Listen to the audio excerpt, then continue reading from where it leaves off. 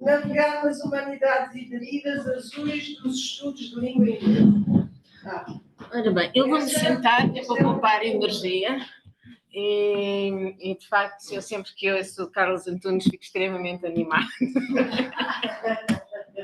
E agora para algo um pouco diferente, eu resolvi... Como é que eu faço estas coisas?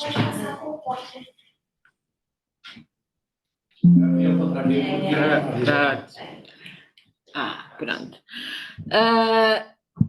Eu resolvi, pensando neste workshop como aliando a teoria e prática, contar como é que eu tenho feito o meu percurso dentro dos estudos anglo-americanos e até chegar à interseção entre ecopoética e humanidades azuis, dando também um vislumbre de como tem sido a minha prática pedagógica baseada neste uso, nomeadamente num seminário de mestrado e doutoramento que eu dou. O de mestrado chama-se Ecopoéticas da Alteridade e o doutoramento Justiça Ambiental e Formas Poéticas. E, portanto, venho, na verdade, para partilhar isto. Eu devo dizer que esta coisa da introdução da ecocrítica na Faculdade de Letras, ela entra por muitos lados. Os nossos colegas de filosofia já fazem isto também há bastante tempo. Há um grupo de estudos de, talvez não desta definição estrita de ecocrítica que temos aqui, estudos literários, estudo das relações entre a literatura e o meio físico, mas com certeza do outro, dos estudos de artefatos culturais de um ponto de vista ambiental, ou pelo menos no caso da filosofia também há uma crítica ao pensamento, nomeadamente ao pensamento da modernidade, que os nossos colegas de filosofia já começaram há bastante anos. Além disso, nós temos também dentro do Centro de Estudos Anglísticos a Isabel Alves, que há 20 anos, não está na nossa universidade a lecionar, mas é do nosso centro, e há mais de 20 anos que ela começou neste caminho da ecocrítica. Ela já falou hoje, não foi? Pronto.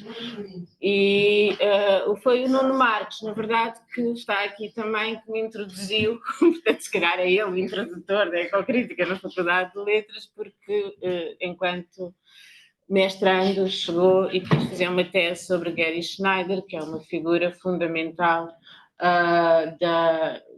do movimento da não-natureza. Há bocado o José Eduardo falava nisto, não é? Nós pensarmos a natureza naturalizada ou pensarmos que somos todos, tudo isto é natureza, não é? E o Gary Schneider ajuda a pensar nisto, mas eu não vou falar dele. Eu vou falar de algumas coisas que para mim são importantes dentro da ecocrítica, que chatice, eu não consigo ler as minhas próprias citações. Nomeadamente este conceito de ecopoética, que vem de várias partes, mas tem a questão do fazer, através da poética enquanto poiesis,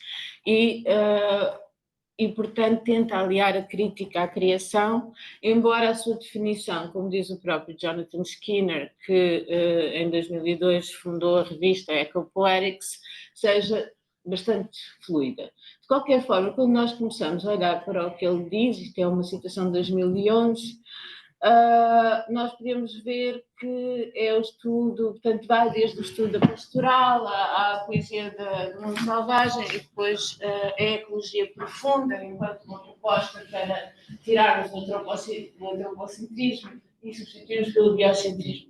No entanto, tudo isto, de facto, são termos muito ligados à crítica anglo-saxónica.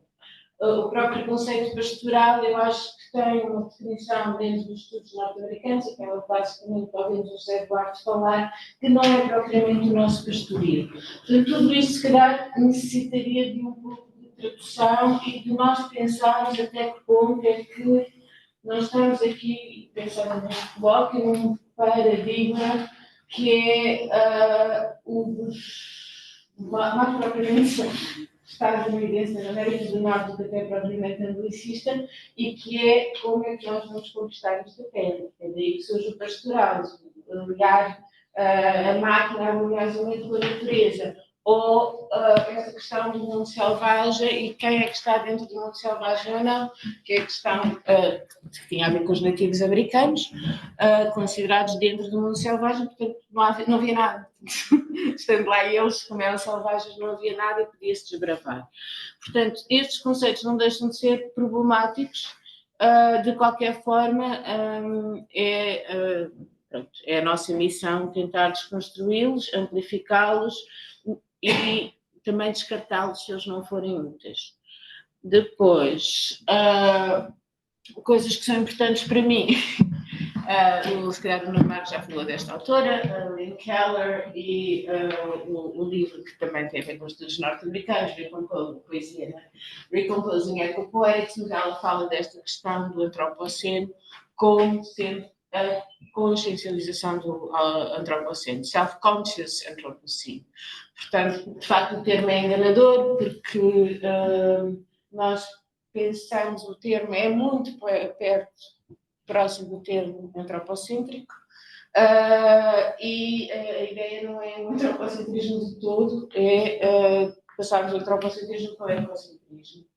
Depois, a Donna Haraway, filósofa norte-americana, tem sido uma das minhas inspirações, sobretudo porque ela tem uma visão que é otimista e que nos permite um pouco pensar outras formas de relação e pensar outras formas da subjetividade.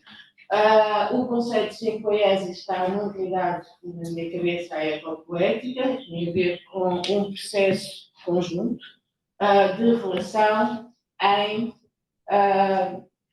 conhecimento mútuo e construção. Interação é um conceito que ela vai buscar numa física, a Karen Barrett, são amigas, e que substitui por interação. Portanto, a interação, segundo a Haraway Barrett, implica que duas entidades distintas vão cruzar-se. A interação significa que nós já temos cá dentro das entidades, ou seja, não somos só uma entidade, não somos só uma individualidade e, portanto, já estamos entrelaçados. Depois há este conceito que é o compost, que ela usa em vez de outros conceitos mais apocalípticos, como o pós-humano, e que tem a ver com pensarmos o pós-humanismo, não humano, mas, ou seja, o que é que no humanismo falhou, nomeadamente a questão do sujeito como centro do conhecimento, e pensarmos isto juntos. Ao mesmo tempo, isso vai dar a palavra compost e, portanto, é a questão da relação das materialidades orgânicas e de pensarmos, isto é interessante, porque vai ali bater uma parte, ou seja, nisso que estamos cá a fazer, não como um progresso linear, mas como um cíclico. E depois ela também propõe substituir as humanidades por humosidades, e neste caso serve para o que anda a fazer em termos de humanidades azuis, porque temos humus relacionado com o composto, mas também temos a questão da umidade e do líquido, que é aquilo de que vou passar a falar. Só para dizer que é importante a questão das outras epistemologias, que de facto eu não tenho, quer dizer, explorado tanto quanto devia, a própria Haraway e todas as outras pessoas falarão nas outras epistemologias. Há pouco tempo fui ver, aliás estava lá o Francisco André, fomos ver o José P. Castiano falar deste conceito de intermundo, em que mundo quer dizer pessoa, mas pessoa já com os seus ancestrais, como eu percebi a palestra do José P. Castiano, e portanto estes conceitos, se nós pensarmos em Tishnatan, que fala no entre-ser, eles estão a nascer, e todos eles estão a nascer, não todos, a envolver-se em vários quadrantes, e todos eles têm como princípio, penso eu, esta questão do intersubjetivo, de não pensarmos o centro do conhecimento só num sítio, mas pensarmos inclusive entre espécies, não é? Que mais é que eu posso dizer? Há uma data de desafios neste tipo de pensamento e muitos deles implicam nós questionarmos aquilo que aprendemos e pensarmos até que ponto é que estamos dispostos a abdicar, ou como é que podemos reciclar esse tipo de conhecimento. Porque, pronto, como já vimos, temos ali o questionamento da autonomia do sujeito cognoscente, da separação kantiana eu, não eu, tudo aquilo que era o pós-kantianismo e que fazia a nossa modernidade, já diz o Bruno Latour, neste caso temos um filósofo que não é dos anglo-americanos, jamais fomos modernos, ou não. Eu próprio ainda não sei até que ponto é que estou disposta a voltar, ou seja, a pensar um outro tipo de relação intersubjetiva que não caia num primitivismo que não permita fazer distinções, categorizações, etc. Há esta questão do interespecismo, do interespécies, do enfrentamento do não humano e do mais do que humano, outro teórico americano, David Abram, que para não desvalorizar o não humano sugere esta designação mais do que humano, que inclui não só os seres, mas também os elementos, neste caso, interessam, porque são humanos, etc. Questiona a linguagem como prerrogativa exclusiva do humano e seu primário, a linguagem como abstração arbitrária. Isto é a mesma coisa, se fala muito em linguagens situadas. Eu vou falar aqui num conceito, não sei se tenho tempo, mas de linguagens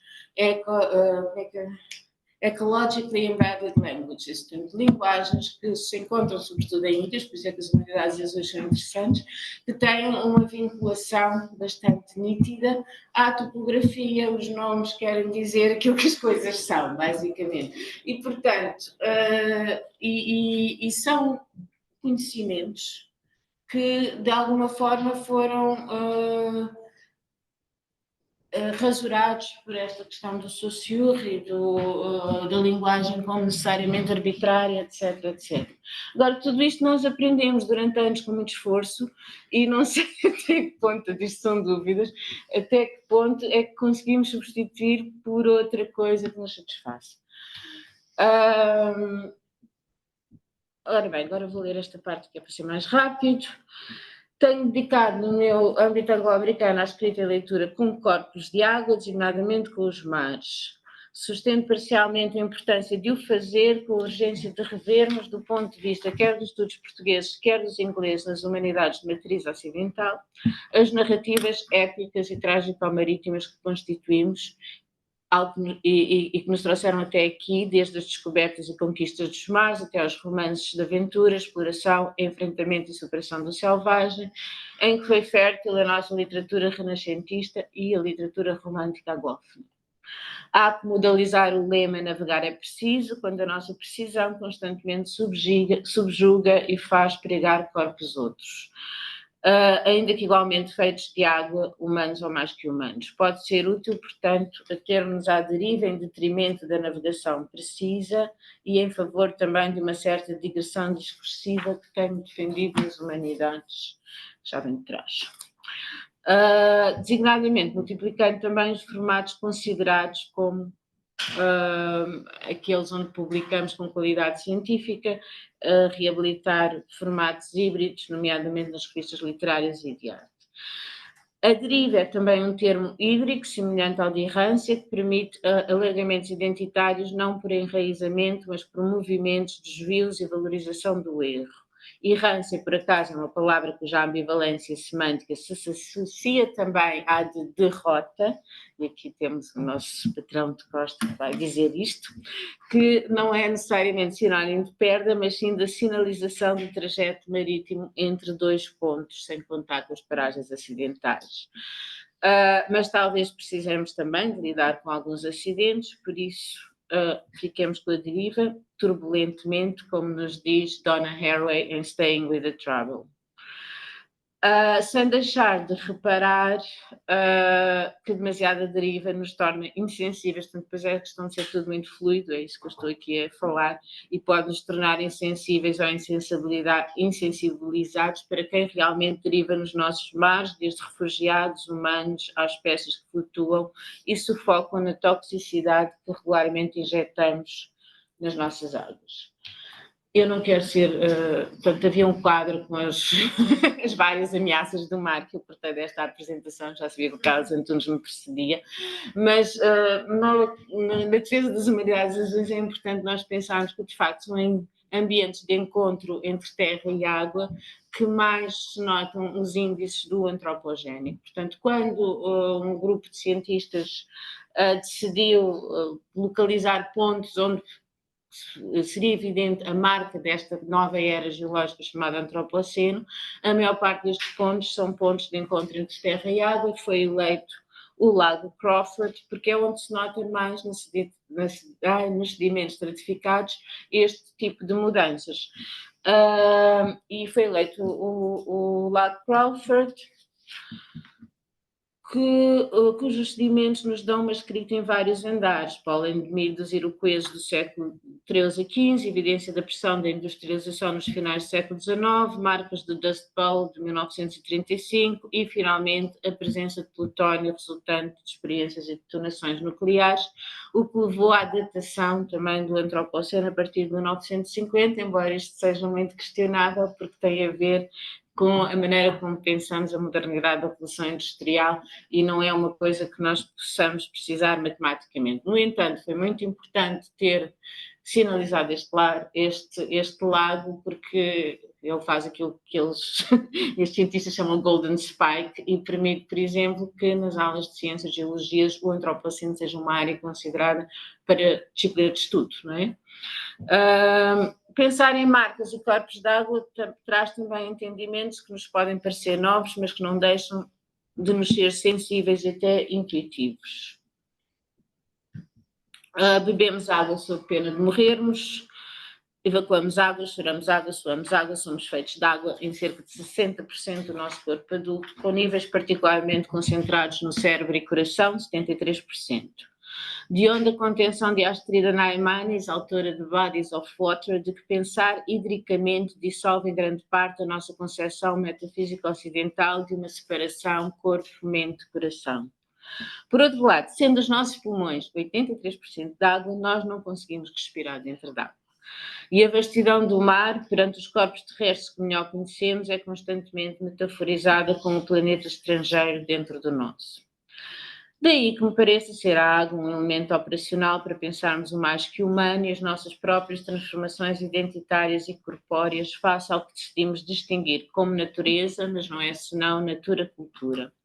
Pela água que existe e se transforma em 3 estados, sólido, líquido, gasoso, nós próprios extravasamos com um ataque de choro, por exemplo, ou amamentando um bebê, e descobrimos propriedades mutáveis dos nossos corpos, perda de gravidade, asfixia, etc. Também a nossa linguagem, no seu estado de fala, só existe pela saliva. E se temos sede, nem escrever conseguimos.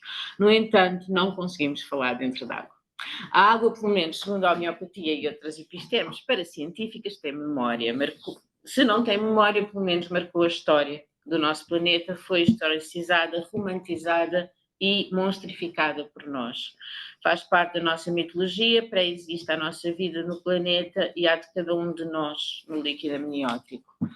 Muitos de nós, batizados ou não são imunes à potência de renascimento espiritual ou pelo menos do refrescamento biológico. A água é figurada dentro do nosso imaginário como fonte subterrânea do nosso inconsciente e politizada e até policiada estatalmente nas querelas sobre águas internacionais. É também economicamente comercializada, canalizada, engarrafada, vedada pelas nossas companhias privadas e multinacionais. A água conta-nos histórias alternativas sobre os nossos nascimentos, crescimentos, evolução, relações e é narrativizada pelas nossas conveniências, faltas e desejos.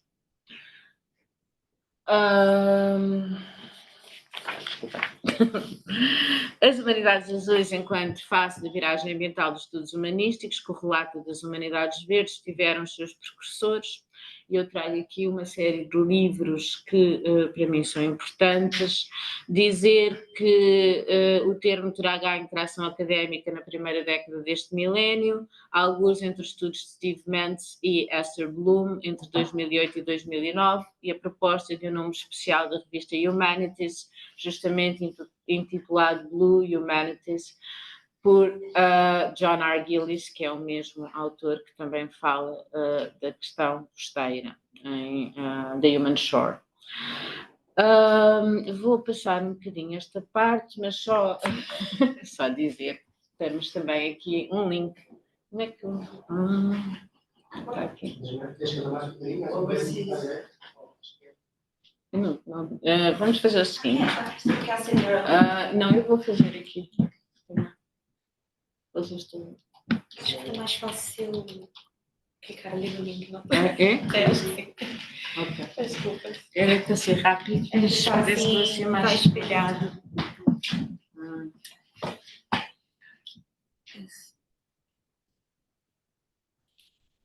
Pronto, se não der, isto nunca dá, eu não percebo, mas nós pomos lá a hiperligação e não sei o quê. Pelo jeito. Pronto, não interessa, se não der, ok, então pronto, aqui. Eu convido-vos a passear por este site, que é o nosso site novo do nosso projeto, overseas.letras.lisboa.pt, e onde, pronto, se formos ali à equipa, encontraremos muitas das caras que estão nesta sala, que já estiveram da parte de manhã.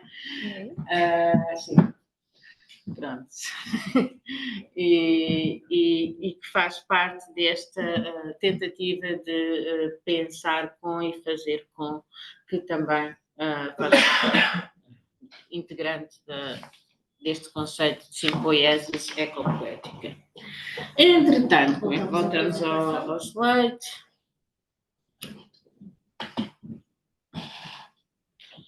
Pronto, eu vou continuar. Sidney Dobrin em Blue, Ecocriticism and the Oceanic Imperative, ou Serpil Arperman em Blue, Humanities, Stored Waterscapes, no próximo, in the Anthropocene. Nos alertam para o facto de precisarmos de contar histórias diferentes para obter diferentes resultados e relações, e além disso não nos podemos limitar ao conhecido cano marítimo e às literaturas anglófonas de modo geral. É aqui que entra o conhecimento de outras áreas. E também uma descentração se queremos descentrar o moderno, temos necessariamente que ir procurar como é que isso se aplica ou não em outras literaturas e o que é que aprendemos delas. Em 2024, na Introduction to the Blue Humanities, de Steve Mendes, que teve também no nosso clube de leitura, veio tornar mais nadáveis as tumultuosas correntes da disciplina, começando por advogar 3 princípios centrais do pensamento com a água, ou ao menos como a água. Manter, de uma perspectiva fenomenológica, o contacto com as materialidades aquáticas, isto é aquela coisa de é preciso ir lá, é preciso ir mergulhar, é preciso estar perto do mar, ou, pronto, na questão dos rios, etc. Há uma questão do conhecimento situado, encorpado, que faz parte das humanidades ambientais em geral e destas também. Desorientarmos ou derivarmos das nossas conceptualidades fixas, esperançarmos nas coletividades emergentes que nos podem manter à tona num meio tão nosso e tão alheio. Destas comunidades há algumas exemplarmente evidentes, como a tripulação de um barco, que já foi estudada enquanto heterotopia, e outras impensadas, mas eventualmente possíveis. Aprendemos com os cardumes, com os recifes de corais, que albergam 25% da biodiversidade marítima, e com o que estudam os cientistas também sobre elas. A ligação artes, cultura, ciência é importantíssima. Esperanças de pensar com o oceano, uma potenciação da linguagem, é isto que eu procuro. Eu, entretanto, ontem, quando estava a preparar este slide, fui procurar na minha antologia de poesia angolana, e o Manuel Rui, desde sempre, desde um dos primeiros livros dele chama-se Onda, de 1973, poética, e depois tem aquele livro que todos nós lemos, que dera ser Onda, não é? Este é um excerto de um poema chamado Uma Onda em África, e que tem esta questão de pensar com uma onda que pensa, outra que repara, o mesmo em que pensei e que retorna ao mar. que foi um bocadinho o desafio que nós fizemos nesta antologia de ecopoética. Por outras palavras, como é que as maneiras de pensar sobre X mudam se quisermos deslocar ou transportá-las para um contexto ambiental diferente, como o oceano ou como a onda. Steve Mendes faz este exercício e propõe novos conceitos, por exemplo, substituir estado por barco, ou o campo, a área de estudos por correntes de estudos, portanto, pensar com maior dinamismo e intra-relação também nestas coisas por via do meio água. Isto tem a ver com aquela coisa das linguagens embutidas ecologicamente, mas também dizer que já existe, vocês sabem, esta disciplina da ecolinguística. A Teresa Moura, uma galega, tem sido uma das vozes importantes neste estudo. E agora vou fazer uma pequena aplicação prática. Tenho 2 minutos, 4? Tenho 4 minutos? 4 minutos. Ok, pronto. Então, isto é uma representação de um aluno nosso. Então, o que é que nós fazemos nas nossas aulas de ecopoética? Estudamos estes autores, estes filósofos, etc. E eu proponho também abordagens crítico-criativas. O Jasper Valentini, que por acaso se tornou, entretanto, um orientando do José Duarte, fez esta representação, que eu gosto bastante. Ainda do outro dia, mas gosto disso porque é estético ou porque podes tirar daqui coisas. Eu acho que gosto por ambas as razões. E foi a partir de um poema da Mary Moore, uma poeta que eu traduzi já há muitos anos, sem ainda pensar muito nestas questões. E o poema diz assim: uma campa. Homem que olhas o mar, todos à vista aos que têm sobre ele tanto direito como tu. Faz parte da natureza humana ficar no meio das coisas, mas no meio disto não consegues ficar. O mar nada tem para dar além de uma campa bem cavada. Os abetos perfilam-se, uma pata de peru esmeralda em seus cumes, discretos como os seus contornos, sem uma palavra. Embora a repetição não seja a característica mais óbvia do mar. O mar é colecionador, lesto a devolver um olhar rapaz. Outros, além de ti, lançaram o mesmo olhar, cuja expressão já não é um protesto. Não mais os peixes os investigam, pois não duraram seus ossos. Os homens baixam rede, inconscientes de que profanam uma campa, e remam com pressa dali para fora, juntas as pás como se fossem pernas aquáticas de aranhas, e isso da morte não existisse. Os chupes de ondas progridem em falange, belos sob rendas de espuma, e ofegantes esmorece enquanto o mar se arrasta dentro e fora das algas. Nadam no ar as aves a grande velocidade, com os mesmos gritos de antigamente. A carapaça de tartaruga açoita à base das rochas, movendo-se por baixo, e o mar, sob o piscar dos faróis e o tilintar das boias de navegação, avança como sempre, como se não fosse um mar onde as coisas caídas submergem, onde se rodopiam e giram, não o fazem por volição ou consciência. O Jasper pegou nisto e a primeira ideia dele foi isto, que é um quadro muito conhecido do René Magritte, La Reproduction Interdite. É um quadro de que eu gosto particularmente, porque a minha formação há 20 e tal anos atrás, é um doutoramento em Edgar Allan Poe, e aqui no canto direito nós temos Les Aventures d'Arthur Gordon Pym. Estou a dizer em francês porque é a tradução do Baudelaire das Aventuras de Arthur Gordon Pym, uma expedição ao Polo Sul onde já há levantamento de águas. E aqui temos um cenário absolutamente doméstico, interior, não é? E a questão da reprodução, até a própria questão da máquina. Há quem diga que o René Magritte fez isto por causa de direitos autorais, reprodução interdita. Este senhor que está aqui nesta imagem era um retrato que ele encomendou, coitado dele, a parte de trás, mas ele era um patrono das artes. De qualquer forma, é como se esta ideia da aventura marítima tivesse ficado no parapeito. E enquanto está no parapeito, as águas vão subindo. E ao mesmo tempo temos esta coisa que eu gosto, não é? O mar a extravasar a moldura, porque há esta luta contra o representacional que as ecopoéticas nos trazem. Estão aqui elementos figurativos também, o farol de que ouvimos falar, os barcos, mas acima de tudo eu gosto também, claro, desta maneira, claro, a influência do Van Gogh, mas desta maneira de refazer aquele homem de Magritte, em que à frente disto não podes ficar, como começa o poema, não é?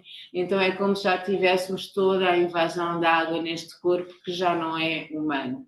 E isto só para dar aqui um exemplo do que fazemos e, sem ser totalmente a ver ao caso, acabar com outro ecopoema marítimo, porque acho que temos que nos lembrar das catástrofes que estão a ocorrer e evitar as que virão. E este é um pequeno poema de Mozab Abu Toa, que acaba de ganhar o Pulitzer pela sua coragem em estar permanentemente, quem o segue no Instagram sabe disso, a reportar o que se passa em Gaza. E tenho aqui uma traduçãozinha do poema. Enchem-se conchas com o som das ondas que sucumbem, os nossos pés a correr pela areia e as histórias que ouvimos do nosso avô. Não há espaço para o barulho de um drone. Obrigada.